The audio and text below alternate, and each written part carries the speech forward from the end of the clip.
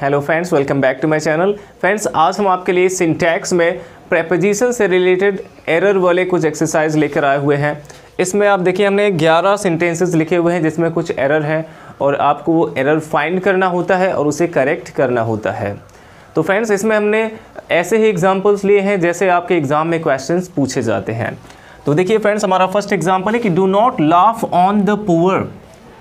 Do not laugh on the poor, इसका मतलब क्या हो सकता है कि गरीबों पर मत हंसो। अब इसमें देखेंगे वर्ब हमारा है लाफ, और आपने देखा होगा कि लाफ के साथ हमेशा एट का यूज़ किया जाता है। जहाँ कहीं भी वर्ब लाफ होता है, लाफ के साथ हमेशा एट का यूज़ किया जाता है। तो यहाँ पे लाफ के साथ हम ऑन का यूज़ नहीं कर सकते बल्कि हमें एट का यूज़ करना होगा। अब देखिए नेक्स्ट हमारा एग्जाम्पल है कि he is senior then you. अब इसमें फ्रेंड्स देखिए सीनियर के साथ यहाँ पे देन का यूज़ किया गया है, बट हमारा रूल क्या है कि जब भी जूनियर, सीनियर या फिर इन्फेरियर इनमें से कोई भी होता है तो उसके साथ हम देन का यूज़ नहीं करते हैं बल्कि टू का यूज़ करते हैं। तो यहाँ पे हमें टू का यूज़ करना होगा देन के स्थान पे। अब इसके बाद फ्रेंड्स हमारा थर्ड एग्जाम्पल है कि I prefer milk then tea. इसका मतलब क्या है कि मुझे चाय से अधिक दूध पसंद है। अब फ्रेंड्स इसमें देखिए प्रीफर का यूज़ किया गया है, और जब भी सेंटेंस में प्रीफर या फिर प्रीफरेबल होता है तो इसके साथ हम देन का नहीं बल्कि टू का यूज़ करते हैं। प्रीफर या प्रीफरेबल अगर आ गया सेंटेंस में तो वहाँ पे हमें देन नहीं बल्कि टू का यूज़ करना होता है। तो हमें इसमें देन को हटा के इसके स्थान पे टू का यूज़ कर देना है। अब फ्रेंड्स हमारा नेक्स्ट एग्जाम्पल है कि he complained for Ram to the teacher, अर्थात उसने टीचर से राम की कंप्लेन की, राम की शिकायत की। तो फ्रेंड्स यहाँ पे देखिए कंप्लेन जो वर्ड आया हुआ है, कंप्लेन के साथ हम किसका यूज़ करते हैं? जिसकी शिकायत की गई उसके खिलाफ शिकायत की जाती है। यानी कि यहाँ पे कंप्लेन के साथ हमें अगेंस्ट का यूज़ करना होता है। कंप्लेन के साथ जिसकी शिकायत की जा रही है उसके पहले हमें अगेंस्ट का यूज़ करना होता है। तो यहाँ पे फॉर नहीं बल्कि अगेंस्ट का यूज़ करेंगे, और जिससे शिकायत की जा रही है उसके पहले हमेशा टू का यूज़ करना होता है। तो टीचर से शिकायत की गई तो टीचर के पहले टू का यूज़ हुआ है, ये तो हमारा करेक्ट है, इसमें कोई एरर नहीं है। बट जिसकी शिकायत की गई, राम की शिकायत की गया था, तो राम के खिलाफ शिकायत की गई है, तो यहाँ पे राम के पहले अगेंस्ट होना चाहिए। आपको याद रखें कि कंप्लेन के साथ हमें अगेंस्ट का यूज़ करना होता है। कंप्लेन के साथ अगेंस्ट का यूज़ करेंगे। अब नेक्स्ट एग्जाम्पल है फ्रेंड्स कि ही was absent in the examinations. He was absent in the examination. तो इसमें फ्रेंड देखिए अब्सेंट के साथ इन का यूज़ किया गया है, और हमारा नियम क्या है कि अब्सेंट के साथ हम प्रेपोजिशन फ्रॉम का यूज़ करते हैं। अब्सेंट के साथ हमें फ्रॉम का यूज़ करना होता है, इन का यूज़ हम यहाँ पे नहीं करेंगे। तो हो जाएगा he was absent from the examination. आपको याद रखना है कि जब भी अब्सेंट का यूज़ होगा तो अब्सेंट के साथ हमें फ्रॉम का यूज़ करना है। ये हो जाएगा he was absent from the examination. Next example हमारा है he reach to the railway station in time, यानी कि वह समय से रेलवे स्टेशन पहुंच गया। अब इसमें फ्रेंड्स देखिए यहाँ पे रीच्ड के साथ जो डेस्टिनेशन यहाँ पे लिखा गया है द रेलवे स्टेशन। आपको याद रखना है कि रीच्ड के साथ हम कभी भी कोई प्रेपोजिशन यूज़ नहीं करते हैं।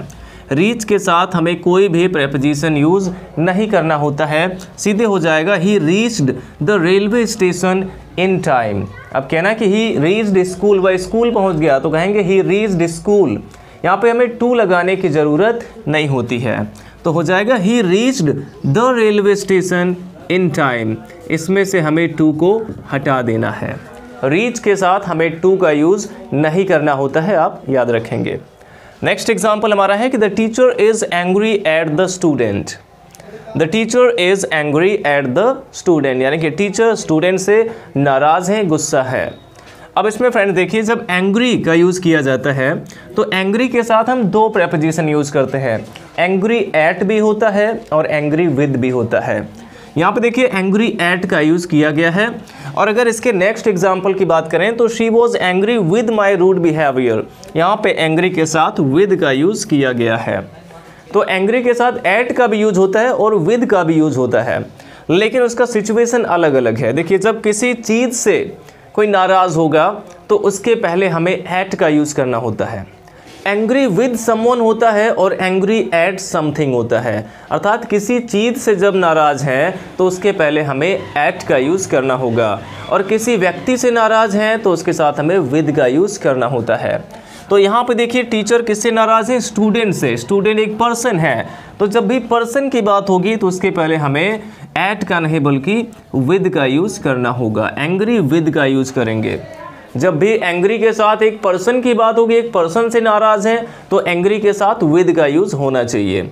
और अगर उसी पर्सन के किसी बिहेवियर से अर्थात किसी चीज़ से अगर वो नाराज़ है, गुस्सा है, तो उसके पहले हमें एट का यूज़ करना होता है। जैसे देखिए इसमें she was angry with my rude behaviour, वह मुझसे नहीं बल्कि इसमें रूड बिहेवियर की बात हुई, मेरे रूड बिहेवियर से वो गुस्सा है, अर्थात रूड बिहेवियर पर, मेरे व्यवहार पर गुस्सा है। तो यहाँ पे देखिए एंग्री विद समथिंग नहीं, यहाँ पे एंग्री एट समथिंग होता है। तो यहाँ पे समथिंग की बात हुई है तो एंग्री के साथ एट होना चाहिए। किसी चीज़ से वो गुस्सा है, इसलिए यहाँ पे एंग्री के साथ एट का यूज़ हमें करना होगा। नेक्स्ट एग्जाम्पल देखते हैं। He prevented me to go there, उसने मुझे वहाँ जाने से रोका। प्रिवेंट का मतलब रोकना होता है। He prevented me to go there, उसने मुझे वहाँ जाने से रोका। जब रोकना की बात हो, चाहे वहाँ पे स्टॉप का यूज़ हो चाहे प्रिवेंट का यूज़ हो, जब रोकना की बात होती है तो उसके साथ हमें फ्रॉम का यूज़ करना होता है।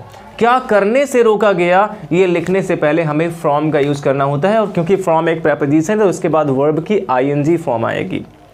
तो जब भी किसी को कुछ करने से रोका जाएगा तो प्रिवेंट या फिर स्टॉप के साथ हमें फ्रॉम का यूज़ करना होता है, प्लस वर्ब में आईएनजी का यूज़ करना होता है। तो देखिए ही प्रिवेंटेड मी, उसने मुझे रोका क्या करने से? वहाँ जाने से। तो यहाँ पे टू गो देयर नहीं होना चाहिए बल्कि फ्रॉम गोइंग देयर होना चाहिए, फ्रॉम गोइंग देयर।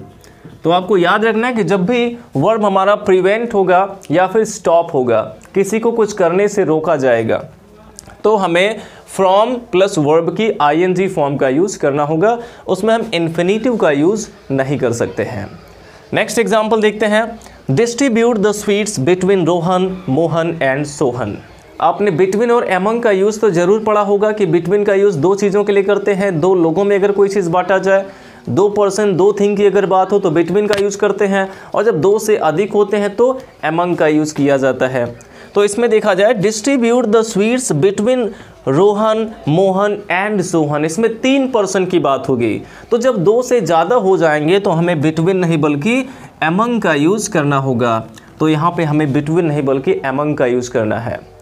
अब नेक्स्ट एग्जाम्पल हम देखते हैं कि माई फादर डिस्ट्रीब्यूटेड चॉकलेट्स, मेरे पापा ने चॉकलेट्स बांटी एमंग अस यस्टरडे।